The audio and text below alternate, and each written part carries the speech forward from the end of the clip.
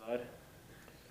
No, I haven't warmed it. You know, when I got here, I was shocked that how people get to and from practice. So this is back in training camp. I brought my bike, and I vowed that I was going to ride my bike every single day. So even with the weather changing, I've stayed to that vow so far. So I ride my bike to and from, and it's nice. So Have you figured out what to do if there's snow? I'm still gonna do it, man. You know, Nice. I got good tires on my bike. So my plan is I am not. I think it's ridiculous to get in a car and drive 700 yards to practice. So I'm gonna continue to ride my bike. So I'm still warming up from my bike ride. That's why In the 90s here, when some of us were here, the players used to leave their cars running for 2 hours during practice. Gas was sure, cheaper yeah, than. a little cheaper. I still got to get an automatic starter. I gotta get that accomplished one of these days. But no, it's been a good week. Why have you guys tackled so well? We've been seeing teams, most of us have been here forever, and the Packers have either tackled okay or terribly for most of those years. Yeah. What have you brought to the party to make that work out? Well, I mean, hopefully it's a mentality, but I think it's something you gotta preach and you gotta talk about and you gotta do. I think with the way really football has gone, for the better, because it's protecting the players.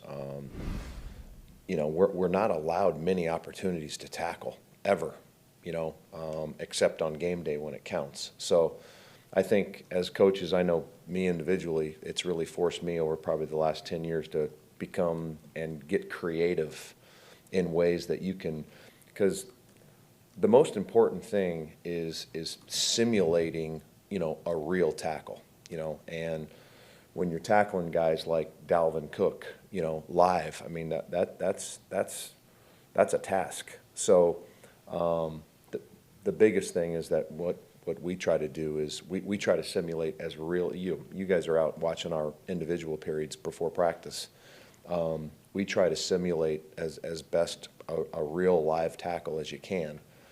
And then you run into, you don't want to do that on another teammate, right? So we've tried to come up with, different apparatus, different equipment that, Red gets for us that at least I think the biggest thing when you practice tackling, you have to practice tackling on a moving target, because I think the biggest mistake guys make when they say, oh yeah, we tackled this week. Well, if you tackle a bag that's just stationary or you tackle a sled that's not moving, a ball carrier moves. So we've really tried to, not necessarily be cutting edge, but just come up with ways to, number one, we tackle one day a week in practice. That's something I make the coaches do, whether it be Wednesday or Thursday. They got to get an individual. They got to get, as realistic of a tackle as possible. So my biggest thing is I think if you can create a realistic live tackle in the practice setting, where they're actually physically tackling something that's moving, they're wrapping it, they're taking it to the ground, they're finishing it like a real game tackle, and you do it every single week. I think I'm a firm believer you get what you emphasize, and if you emphasize tackling every single day and every single week, hopefully it pays off on Sunday. You sure it wasn't you diving at air on the ground before the season that showed them how to tackle properly? No, I did that when I don't know when I did that in OTAs or training camp or something, but just got a little excited in the moment. So, but I think it's our guys they've done a good job, and tackling is much more than that. Tackling is getting 11 guys to the ball, so it's hustle, it's effort. I think it's educating guys with where their help is, so they know what leverage and what shoulder they can tackle with. So if you do miss a tackle, you're missing a tackle to a buddy. So I think those are all things, in the process that you have to teach, you have to emphasize. But the biggest thing is you have to find creative ways to practice it, and our guys have done that. A real question was, what do you think you have in guys like Garvin and Tipa? You guys are obviously pretty banged up there and might have to rely on them on Sunday. Yeah, it's kind of been that's been the theme this year, and I've talked to you guys many times about we don't have backups. We have starters in waiting, and when an injury unfortunately happens, which does happen in this game that we play, the next guy's got to step up. And the good thing with Jonathan is that he's played quite a bit for us, in a rotational role this year, and every time he's been in there, he's done a great job. We're excited about Teepa. Teepa's a guy that's been in the program for a couple years. Again, I always share with you guys, my experience with all these guys coming up through the draft. The previous place I was at, we really liked Teepa coming out, just with his motor and how physical he was. So he's been a guy that's worked his tail off, and he's gotten bigger. And now he's going to potentially get an opportunity to do some stuff for us. So it's exciting.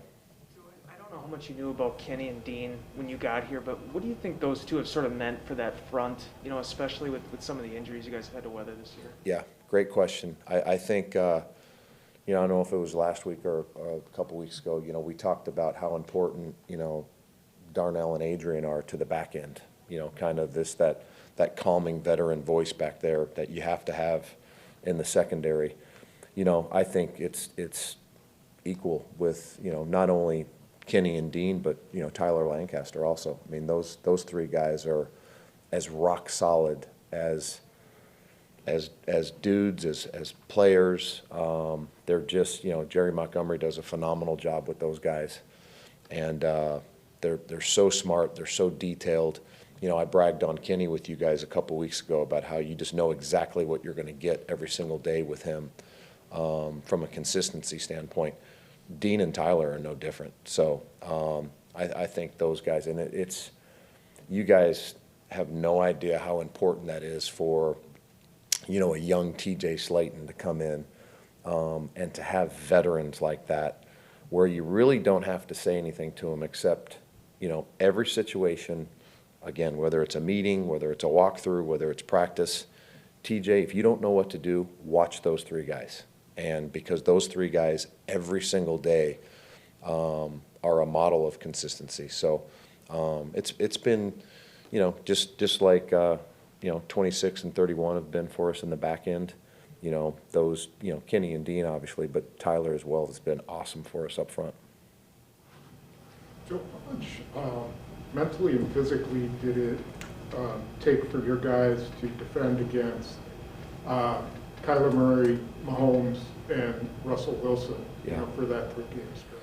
Yeah, I mean, it's I think there's so many great quarterbacks in this league, and there's all different types, sizes, speed, but those three guys that we've played the last 3 weeks, they're obviously got unbelievable arm talent, but they can do so many things creating off schedule, which is kind of a popular term now that they use with and those guys can do so many things. So I credit Mike Smith, I credit Jerry Montgomery.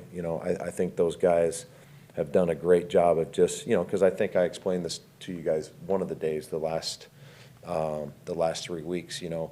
If you look at the center, the offensive center, well, there's 3 gaps on the left side of the center, and there's 3 gaps on the right side of the center. So that's 6 gaps, and in the run game, those are 6 gaps that you have to defend. Well, in the pass rush, those are 6 pass rush lanes that you have to defend.